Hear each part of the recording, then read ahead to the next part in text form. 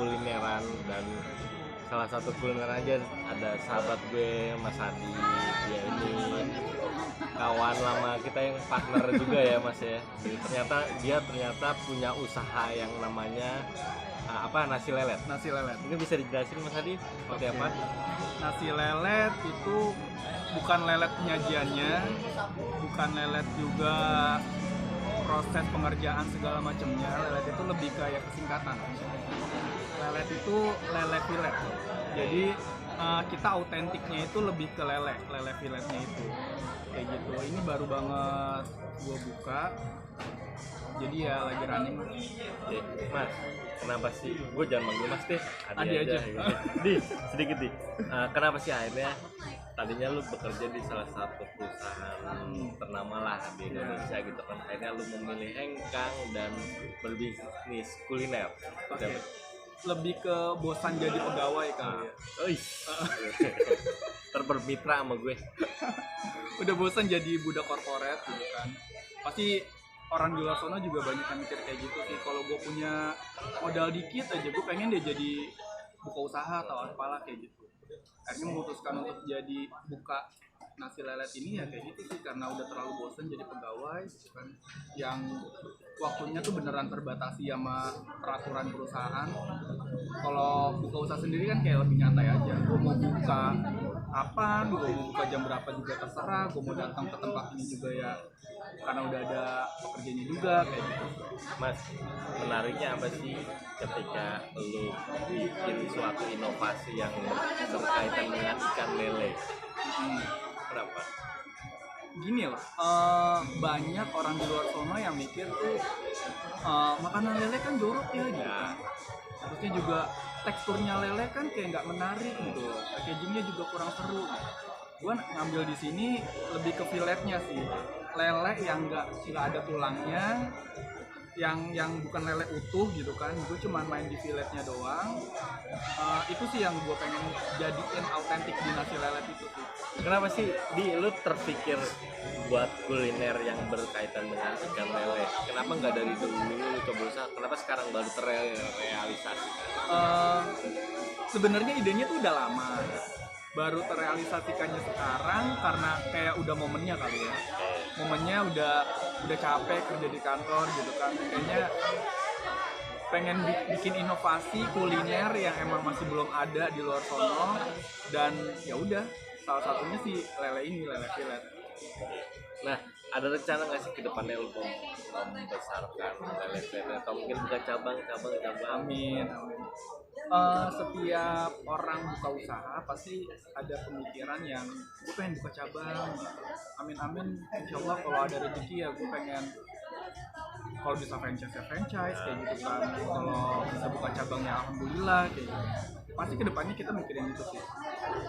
Kan gue ngeliat pas tadi lu kunjung kesini banyak, ternyata peminatnya cukup banyak ya, dan akhirnya sampai jam segini pun masih rame iya. Kan. Jam 11:30 ya. Persiapan atau lu menyiapkan bahannya itu berapa banyak?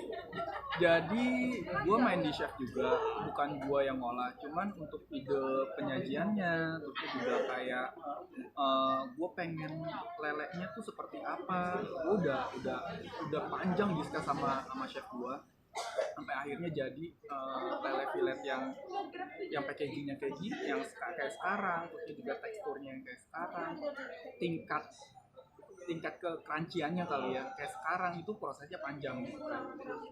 Ya kayak gitu sih. Suka dukanya di sejauh gue jalan sih masih belum ada ya, mungkin karena menjelang PSBB gue masih belum PSBB kemarin tuh masih belum ngerasain, karena baru buka. Mudah-mudahan sih dengan adanya PSBB nggak mempengaruhi minat masyarakat untuk datang ke sini sih. Kalau yang gue kenal lu selama ini kan berbeda jauh nih. Jauh. Kecantikan dengan makanan gitu kan. Akhirnya kenapa sih lu biasanya kan gak jauh-jauh dari gue bikin sesuatu yang berkaitan dengan kecantikan, tapi ini malah kuliner. Iya, jauh banget.